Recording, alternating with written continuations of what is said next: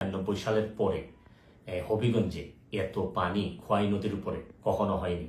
কারণ একটা ভারত থেকে একটা ড্যাম এটা ছেড়ে দেওয়ার কারণে পানি আর কোনোভাবে কুলায় উঠতে পারতেছে না আমাদের নদী। এইদিকে আবার আমাদের দেখলাম যে ফেনীতে তো মানে শুধু বাড়ির ভিতরে ঢুকছে তা না, বাড়ির চালের উপর দিয়ে পানি যাচ্ছে। এরকম কুমিল্লা বিভিন্ন দেশের বিভিন্ন জায়গায় যেভাবে বন্যায় আক্রমণ করছে, আমি যেহেতু বন্যা নিয়ে কাজ করছি, আমার কাছে মনে হয়েছে যে এই বন্যার সময় আমার একটা অধিকার আছে যে আপনাদের সবাইকে একটা আহ্বান করার, যে যে যে এলাকায় কৃতি সন্তান আছেন তারা নিজেরা একটু ঝাঁপিয়ে পড়েন মানুষের। কারণ দূর থেকে বন্যা বলতে আমরা পানি দেখি, কিন্তু আপনি যদি কাছে যান, প্রতিটা পরিবার যে কি পরিমাণ কষ্ট হয় কাছে গেলে বুঝতে পারবেন যে মানুষের কষ্ট।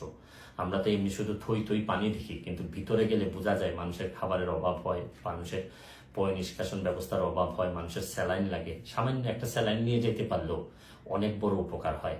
আমি বিশেষ করে প্রধান উপদেষ্টা মহোদয় ডক্টর মোহাম্মদ ইউনূস সাহেবকে অনুরোধ করব যে সারা দেশে ওনার তো তৃণমূলে কাজ করার অভিজ্ঞতা আছে, উনি যদি একটু ব্যবস্থা নেন এবং মানুষ অনেক বেশি শান্তি পাবে। কারণ আমি আরেকটা জিনিস, আমি আমার এলাকায় নিজের হবিগঞ্জের যারা যারা আছেন, যারা আমাকে আমার আত্মীয় স্বজন যারা ফলোয়ার আছেন, তাদেরকে বলবো যে আপনারা যে যেভাবে পারেন আমাদের এলাকার অন্তত এলাকার মানুষগুলারে সেভ করার চেষ্টা করেন।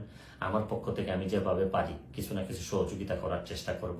কারণ সবাই একসাথে দাঁড়াইলেই দেশের যে কোনো দুর্যোগে আমরা মানুষের কল্যাণ কিছু করতে পারবো।